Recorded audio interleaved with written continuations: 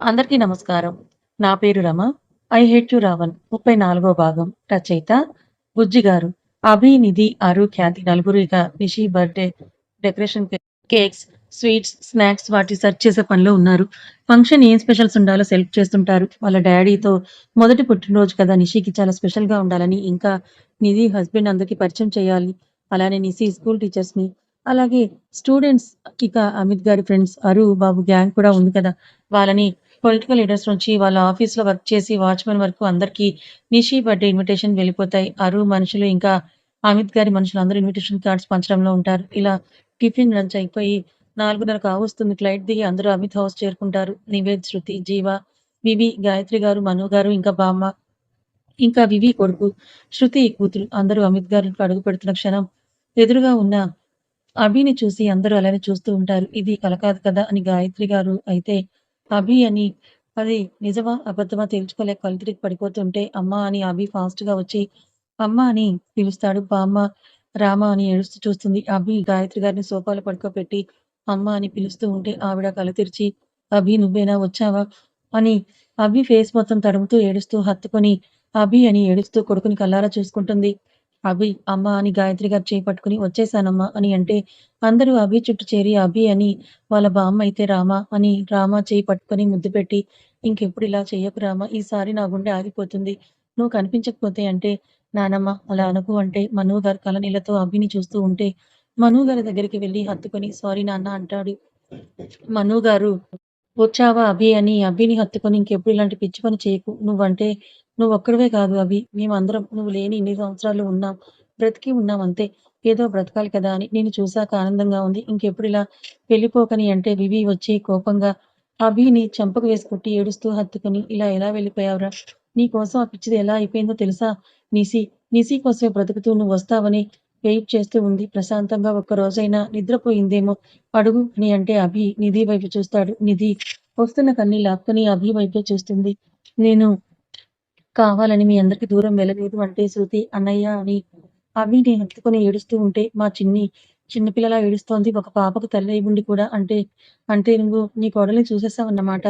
ఎప్పుడొచ్చావు? ఈ రాక్షసి నాకు చెప్పలేదని నిధి వైపు చూస్తూ ఉంటే నిధి సారీ చిన్ని వస్తారు కదా డైరెక్ట్‌గా అభిని మీరు చూస్తే హ్యాపీగా ఫీల్ అవుతారని చెప్పలేదు సారీ అంటే నిధి దగ్గరికి వెళ్లి నిధిని హత్తుకొని, మాకన్నా నువ్వు అన్నయ్యని ఎంత మిస్ అయ్యావో నాకు తెలుసు బంగారం. ఇప్పుడు హ్యాపీనే కదా! అని నిధి బుగ్గకి ముద్దు పెట్టి లవ్ యూ అంటుంది. వదిన, మరదళ్ళు వాళ్ళ బాండింగ్ చూసి అందరూ కూడా హ్యాపీగా ఫీల్ అవుతారు. నిస్సి వాళ్ళ డ్యాడీని వివి కొడుకుకి శృతి కూతురు పరిచయం చేస్తుంది. మా డ్యాడీ అని. వివి కొడుకు యూ హ్యాండ్సమ్ మీ డ్యాడీ బాగున్నాడని అంటాడు. శృతి కూతురు వివి కొడుకుతో బావ అంటూ ఉంటే అందరూ నవ్వుతారు. "నువ్వే చాలా బావుంటావు బావ" అని బుడ్డిగాడు చేయి పట్టుకొని వదలకుండా వాడి వెంటే ఉంటే అభి "నా కోడలు అప్పుడే తన భర్తను చూసుకుంది గదా!" అని బుడ్డిదాన్ని ఎత్తుకొని "హాయ్ బుడ్డి, నేను మీ మామని" అంటే "హాయ్ మాము, నిన్ను ఫోటోస్‌లో చూడడమే కానీ ఇలా బావున్నావు. కానీ మా బావంత కాదు కదా బావ" అని అంటే అందరూ నవ్వుకుంటారు. జీవ, వేద్ వచ్చి అభిని హత్తుకొని "ఇప్పటికైనా వచ్చావంటాడు" జీవ. వేద్ అయితే "ఏం జరిగిందభి? నువ్వు నిధికి, నీ కుటుంబానికి దూరంగా వెళ్ళడానికి ఏమై ఉంటుంది కారణం?" అంటే అభి చెప్తాను ఎమ్మెల్యే గారు అంటే వేద్ అభిని పొట్టలో కొట్టి అభిని గట్టిగా పట్టుకొని మిస్ యూ బావ అని అభి బుగ్గకి ముద్దు పెడతాడు. అలా అభిని చూడడంతో అందరూ హ్యాపీగా ఉంటారు.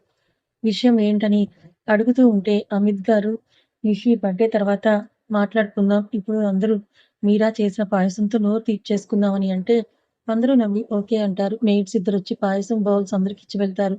అరు, ఖ్యాతిని నా ఏంజెల్ అని పరిచయం చేస్తే శృతి అరుని ఆట పట్టిస్తూ ఖ్యాతికి కూడా ఫ్రెండ్ అయిపోతుంది. నిధి చేయి పట్టుకొని హ్యాపీ కదా నువ్వు అంటే చాలా అని అంటుంది. గుడ్ ఇలానే నవ్వుతూ ఉండెప్పుడు అని నిధి చేయి గట్టిగా పట్టుకొని అసలు విషయం ఏంటి నిధి అంటే చాలా ఉందిరా. నిషి బర్త్‌డే తర్వాత చెప్తానుగా అని అంటే ఓకే. బట్ అభి ఓకే కదా! అంటే ఓకే అని అంటుంది. బామ్మగారి ఒళ్ళో తల పెట్టుకొని కింద కూర్చొని బామ్మ కాళ్ళు ఒడిలో పెట్టుకొని ఒత్తుతూ నన్ను చాలా మిస్ అయ్యావు కదా ముసలి సారీ అంటే అభి జుట్టుపై చేయి పెట్టి నీ కోసం ఇంకా ఈ ప్రాణాన్ని పోకుండా కాపాడుకుంటున్నా రామా అంటే అయ్యో ముసలి నువ్వు నిశి గాడి పెళ్లి కూడా చూస్తావు. నువ్వు అప్పుడే వెళ్ళిపోతే నేను ఎవరితో గొడవ పడను. నువ్వు ఉండాలి అని బామ్మ ఒడిలో తలపెట్టి పక్కనే ఉన్న గాయత్రి గారు చేయి పట్టుకుంటాడు. కొడుకు చేతిని గట్టిగా పట్టుకుంటారు. మళ్ళీ తప్పిపోతాడేమో అని. కానీ అసలు అభి తన కొడుకు కాదని తెలిస్తే ఆ తల్లి గుండె ఎంతలా బాధపడుతుందో. ఇక రవిగాడు రాధికకు కాల్ చేస్తారు. రాధిక గారు ఫ్లైట్‌లో ఉండడంతో కాల్ లిఫ్ట్ చేయరు. కలవదు కూడా. ఇంటికి కాల్ చేస్తాడు. లిఫ్ట్ చేయరు. గౌతమ్ ఇండియాలోనే కదా ఉండేది అని గౌతమ్‌కి కాల్ చేసినా కలవదు. ఏంటి వీళ్ళందరూ అని విక్కీకి కాల్ చేస్తాడు. విక్కీ లిఫ్ట్ చేయడు. ఎవరు ఎందుకు కాల్ కలవకపోవడం మొత్తం వాడికి నెగెటివ్‌గా అనిపిస్తుంది. అందరికీ అన్నీ తెలిసిపోయాయి ఏంటి? నో, అసలు తెలిసే ఛాన్స్ కూడా ఉండదు. రాధిక దగ్గరికి వెళ్లి నెక్స్ట్ వీక్‌లో తనతో పేపర్స్‌పై సైన్స్ చేయించుకొని దాన్ని లోకం నుంచి పంపించాలి. విక్కీ గాడికి ఏదో ఒక మెడిసిన్ ఇచ్చి వాడిని మళ్ళీ పిచ్చోడిలా మార్చి నా మేనకోడల్ని నా రాజుకిచ్చి పెళ్లి చెయ్యాలి. ఆ విక్రమ్ గాడు ఖ్యాతిని చేసుకోనని నాకు మంచి పనే చేశాడు. నా మేనకోడల్ని నా కొడుక్కిచ్చి పెళ్లి చేస్తే ఇక ఇండియాలోనే సెటిల్ అయిపోవచ్చని వాడు ఫ్యూచర్ ఊహించుకుంటూ ఉన్నాడు. వీడి చావు దగ్గరలోనే ఉందని తెలియదు పాపం వాడికి. ఆ రోజు అందరూ డిన్నర్ చేసి నిశీకి 12 గంటలకి విష్ చెయ్యాలని అందరూ టెర్రస్ పైనే ఉంటారు. పిల్లలు ముగ్గురు ఆటలో ఉంటారు. నిధి, శృతి, వివి, ఖ్యాతి నలుగురు ముచ్చట్లతో మునిగిపోతారు. ఖ్యాతిని కూడా వాళ్ళ బ్యాచ్‌లో కలిపేసుకున్నారు. ఇక గాయత్రి గారు, బామ్మగారు, మీరా గారు అభి గురించి, నిధి గురించి మాట్లాడుకుంటూ ఉంటారు. అమిత్ గారు, మను గారు కింద బార్ సెక్షన్‌లో మందు కొడుతూ ఉంటారు. అమిత్‌కి ఎప్పుడు పక్కన ఉండే మిశ్రా కూడా ఉంటాడు. ముగ్గురు చైర్స్ పట్టుకొని తాగుతూ ఉంటారు. అరుకి కాల్ వస్తే అరు కాల్‌లో మాట్లాడుతూ పక్కకి వెళ్తాడు. ఏదో లవర్‌ని మిస్ అయినట్టుగా బావా అని అభితో మాట్లాడుతూ ఎమోషనల్ అవుతూ ఉంటాడు. మొదట్లో అసలు వేద్‌ని ఎలా కొట్టాడు అభి అయినా అభి మీద కొంచెం కూడా కోపం లేదు. అభి అప్పుడు పరిస్థితి వల్ల అలా చేశాడని నిధి, వేద్ ఇద్దరు అర్థం చేసుకున్నారు. ఇక జీవ ల్యాప్‌టాప్‌లో కొంచెం పెండింగ్ వర్క్ చూసుకుంటున్నాడు. అందరూ ఎవరు బిజీలో వాళ్ళుంటారు. నైట్ 11కి రాధిక గారు నైన్త్ మంత్‌లో ఉన్న విన్నీని గౌతమ్, అమిత్ గారి హోమ్‌కి తీసుకొస్తారు. అమిత్ గారు గౌతమ్‌కి గాయత్రి గారిని కింద ఉన్న రూమ్‌లో ఉండమని విన్నీని తీసుకొని నువ్వు లిఫ్ట్‌లో పైన ఉన్న రూమ్‌లోకి వెళ్ళండి అంటే గౌతమ్ ఎందుకు ఏంటి అని అడగకుండా ఓకే బాబాయ్ అని గాయత్రి గారిని కింద రూమ్‌లో రెస్ట్ తీసుకోమని చెప్తే ఎవరిల్లు గౌతమ్ అంటే మా ఫ్రెండ్ వాళ్ళ అత్తయ్య అని నేను విన్నీని పైన ఉన్న రూమ్‌కి తీసుకెళ్తాను. మీరు రెస్ట్ తీసుకోండి ఇప్పుడే వస్తానని అంటే ఓకే అని రాధిక గారు ఆ రూమ్‌లో ఉంటారు. విన్నీ, గౌతమ్ పైకి వెళ్లారు కానీ వాళ్ళ మనుషులు చెప్పగానే అమిత్ గారు, మనోజ్ గారితో బావగారు మీరు కింద ఉన్న రూమ్‌లోకి ఒకసారి వెళ్తారా? మీకు సర్ప్రైజ్ ఉంది అంటే, నా అభి వచ్చాడు. అంతకన్నా నాకు వేరే సర్ప్రైజ్ ఏంటి? ఏముంది అంటే, మీరు వెళ్ళండి అంటాను. ఓకే అని మనో గారు కిందగున్న ఫ్లోర్‌లో రూమ్ దగ్గరికి వెళ్తారు. విన్నీని తీసుకొని గౌతమ్ పైన ఉన్న రూమ్‌లోకి వెళ్లి విన్నీని గట్టిగా హగ్ చేసుకొని నుదుటన ముద్దు పెట్టి మిస్ అయ్యాను బంగారం అని కింద కూర్చొని బొజ్జపై ముద్దు పెట్టి ఎప్పుడొస్తావు బేబీ అని రా కూర్చో అని ఒడిలో తలపెట్టుకొని పడుకుంటాడు. హలో బుజ్జిబాబు మీరు పిల్లాడైపోకండని ఏంటి విషయం బావ ఏమైందని అడుగుతుంది. కొన్ని నిజాలు తెలుసుకుంటాం మనం. ఆ నిజాలు బాధగా ఉన్నా భరించాలి విన్నీ అంటాడు. బావ ఏమైంది అంతా ఓకే కదా? విక్కీ ఎక్కడ? వాడిక్కడ లేడా అని అంటే వస్తాడు విన్నీ. నువ్వు రెస్ట్ తీసుకో అని విన్నీ పక్కనే పడుకొని విన్నీ పడుకునే వరకు ఉండి పైకి వెళ్తాడు గౌతమ్. గౌతమ్ రాగానే ఖ్యాతి అన్నయ్య, వదిన, అత్తయ్య కంటే కింద ఉన్నారా అని అంటే నేను వెళ్తానంటుంది ఖ్యాతి. వద్దురా రెస్ట్ తీసుకుంటున్నారు. మార్నింగ్ మాట్లాడంటే ఓకే అని వెళ్లి శృతితో మాటల్లో మునిగిపోతుంది.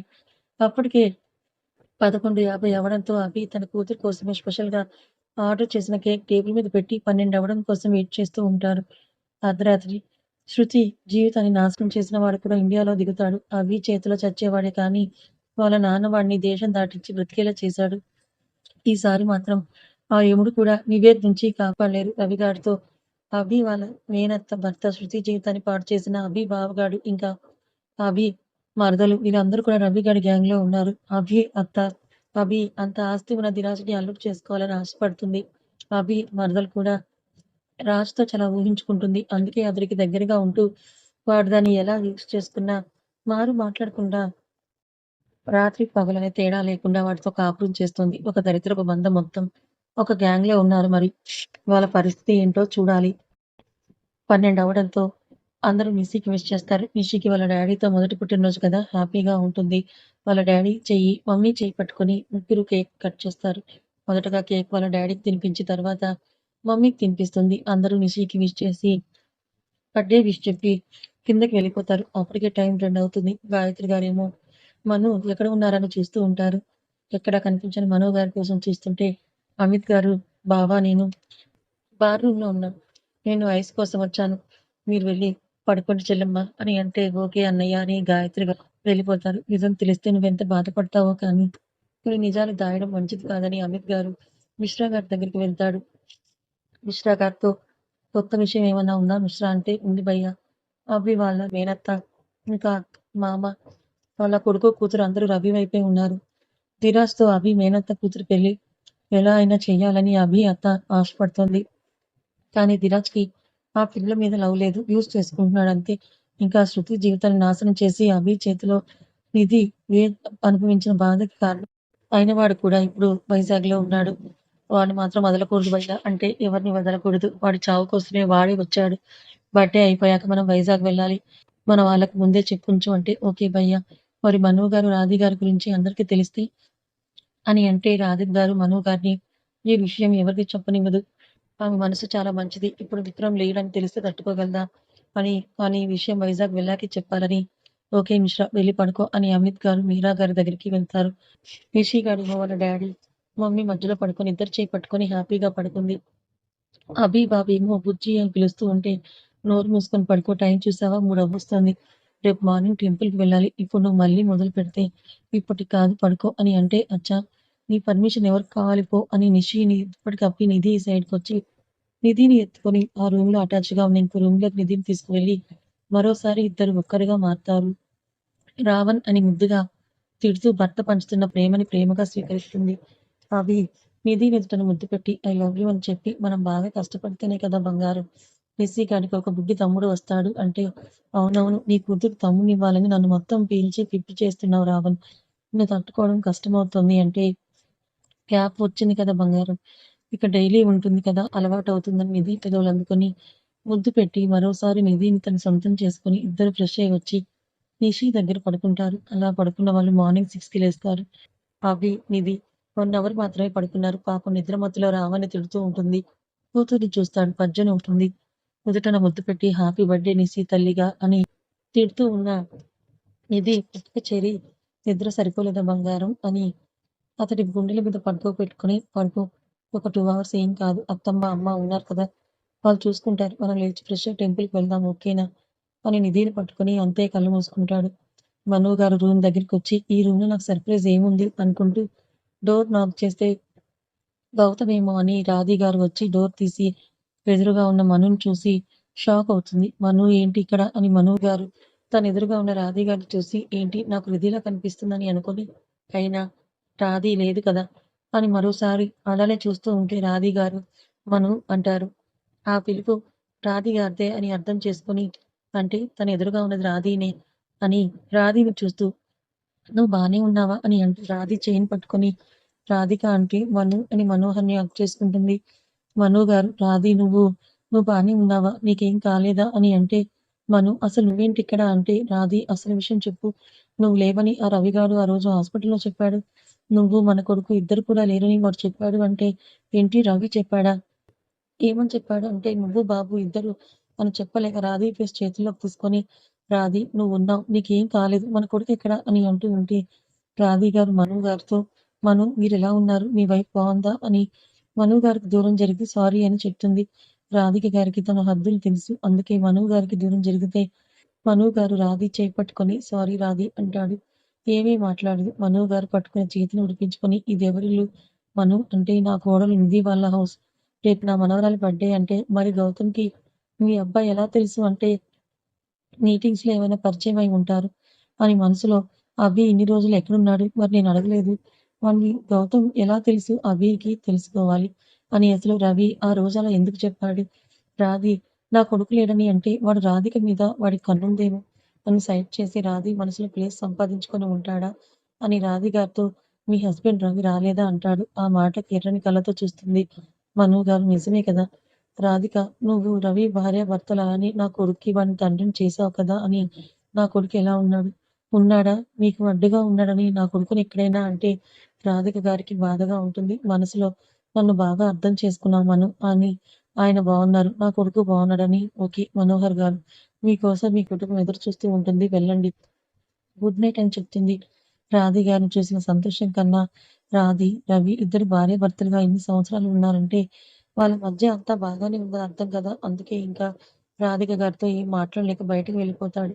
అలా వెళ్ళిన మను గారు బయటికి వెళ్ళిపోతారు. అంటే బయట ఉన్న లాన్‌లో ఉంటారు. ఆ విషయం అమిత్ గారికి వాళ్ళ మనుషులు చెప్తారు. అందుకే గాయత్రి గారికి మను గారు తనతోనే ఉన్నారని చెప్తారు. మను గారు అసలు ఆ రవి ఆ రోజు రాధి నా బిడ్డ చనిపోయాడని చెప్పి రాధికి నన్ను దూరం చేసి నా రాధి చేసుకున్నాడా? అసలు ఆ రోజు వాడు ఎందుకు చెప్పాడో నేను తెలుసుకుంటా అని అసలు వాడు ఎక్కడ ఉన్నాడు? వస్తాడుగా, కలవకపోతాడా? అడగకపోతానా? అని వాడిని కోపంగా ఇంకా రాధి గారు మను పట్టుకుని చేతిని వదిలి మీరు వెళ్ళండి అన్నది గుర్తొచ్చి బాధగా ఉంటుంది. కథ ఇంకా ఉంది. ఈ కథ మీకు ఎలా అనిపించింది? నచ్చిందా? నచ్చితే లైక్ చేయండి. మరి కొంతమందికి షేర్ చేయండి. Thank you so much.